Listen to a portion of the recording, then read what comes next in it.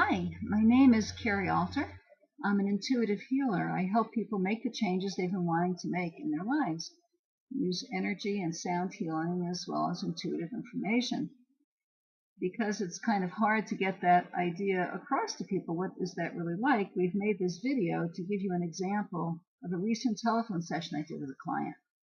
My client was having a bumpy road in some of her relationships and her friendships, where I felt the common denominator of several of the stories was that her ego was being poked by her friends' reactions to certain things she'd said or even gifts that she'd offered.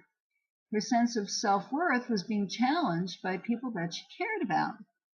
I went inside to see what was going on, and I saw her ego represented as a sphere.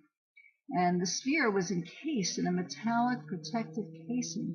It looked like airplane parts welded together, like when you're sitting, you look out at the wing and you see all those seams on the welded airplane parts. I simply met the sphere with healing energy, and I waited to see what would develop. I waited a long time, feeling the energy begin to swirl around it. The energy was exploring it. It was funny. It was almost like a dog sniffing a fire hydrant. Sound healing began, and various sounds came out of me that gently stroked the sphere. Then suddenly a bright light came out of the sphere. It was bright royal blue at the center, and then like a bullseye, it was surrounded by a brilliant emerald green. It grew larger and larger very fast until we were within it, getting more and more transparent, and then it disappeared. At that point, my arms and hands formed a T shape, energy still coming out of them, and I saw the metal sphere held up on the T like a golf tee. The golf tee turned into a flower stem with two leaves holding the sphere. I just watched it. Quite suddenly, the leaves closed over and ate it like a Venus flytrap.